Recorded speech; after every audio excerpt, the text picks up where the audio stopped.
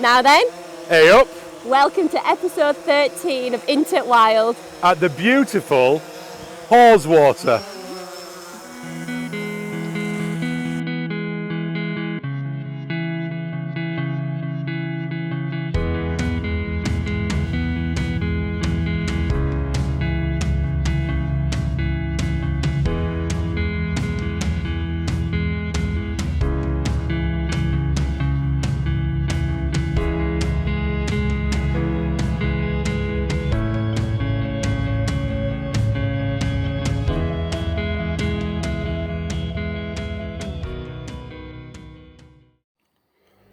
Haweswater Reservoir is the most easterly lake in the Lake District.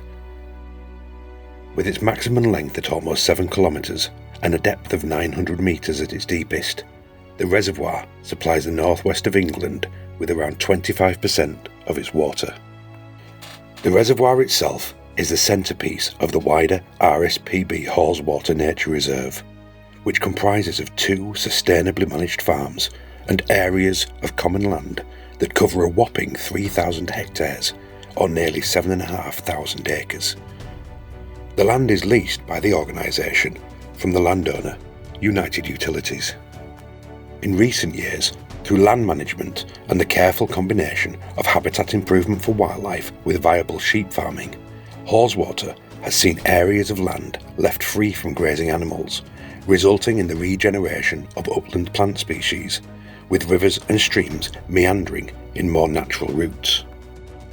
All of this work has resulted in a magnificent landscape and areas of immense beauty. It will be exciting to see what natural gems this place holds for the future. Haweswater is home to a number of species. By protecting ancient Atlantic oakwood, restoring upland plants and returning natural processes, Haweswater is a place where wildlife can thrive. From red squirrels to salmon, pied flycatchers and rare lichens, it's also home to the badger, something we'll be exploring later on in this episode. This mountainous landscape hides a richness of life.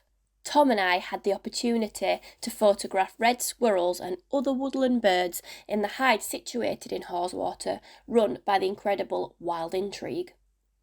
While we were a little late to the hide, and the red squirrels were having a lovely siesta.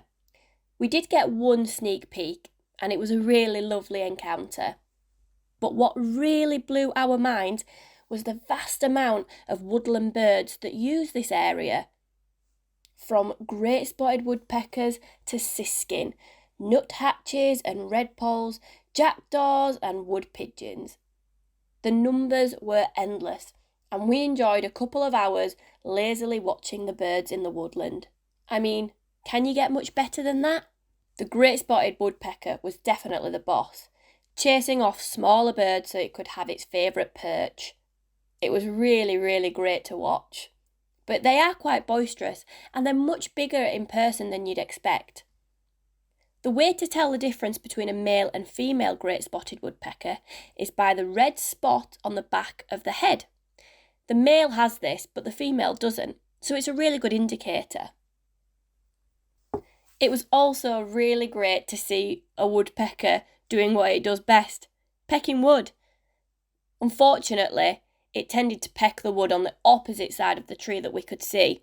Nevertheless, he was still making his way through the tree trunk, and we got little glimpses of other actions that he did.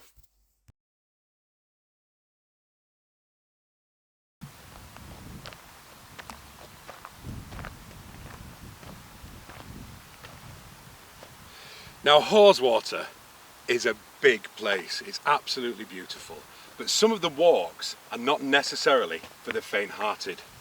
So if you're coming with young children, it might not be something that you're really wanting to get out there and do the big walks. However, there's so many nooks and crannies to this place and places to travel between that there's certainly lots of places where you can have adventures.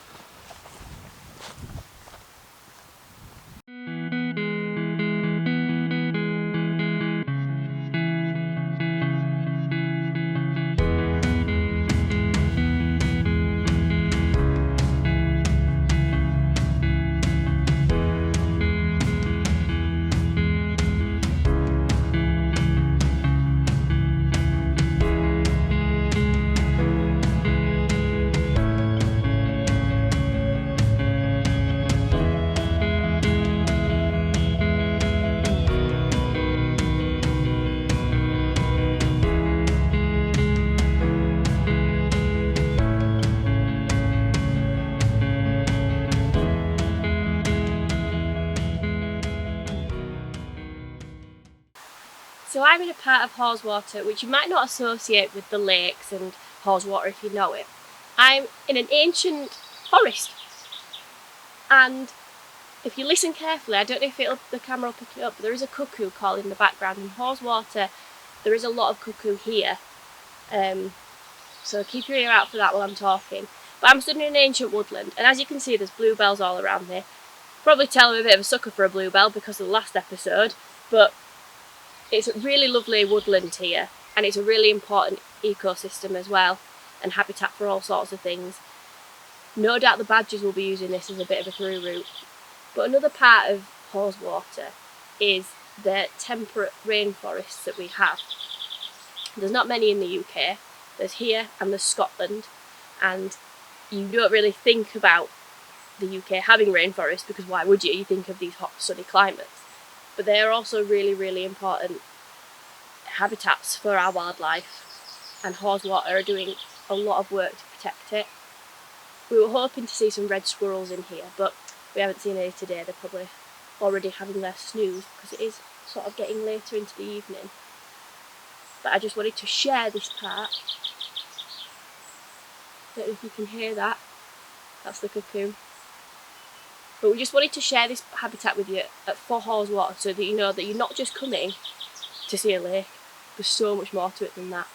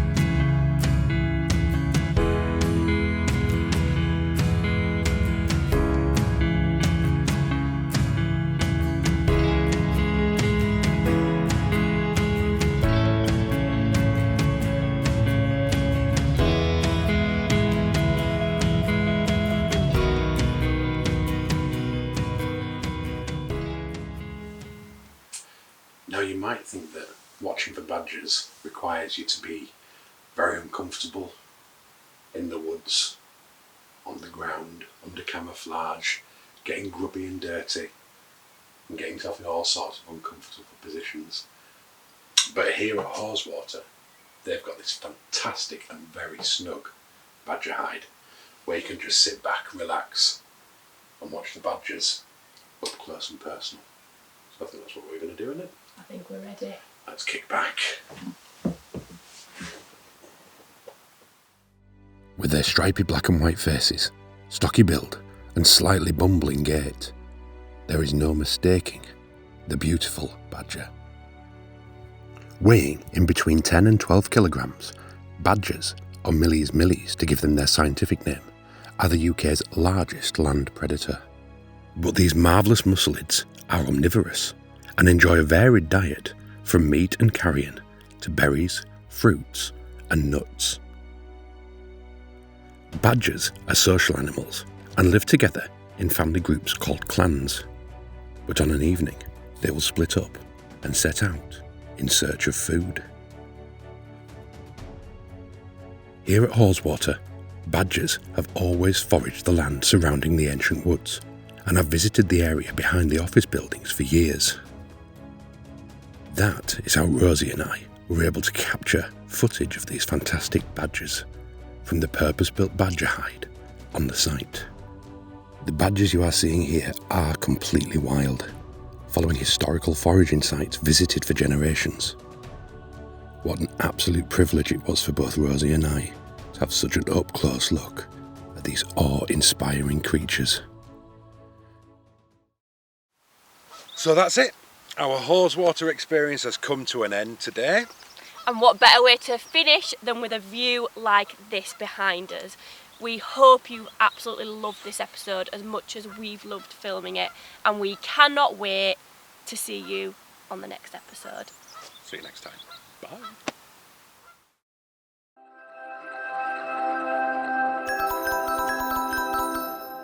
This month, we're recommending the book Wild Fell by Lee Schofield, who happens to be the site manager at RSPB Haweswater.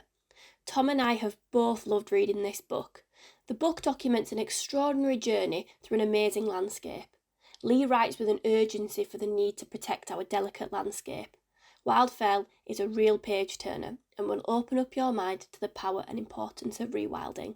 Grab this book while you can. That can be the, Let's just that can be the outtake. That was a bit of a shitty bye. Shitty bye-bye. That was a bit of a shitty bye. Shitty bye-bye. Shitty bye-bye, shitty bye-bye. Shitty bye-bye, shitty bye-bye. Oh, God.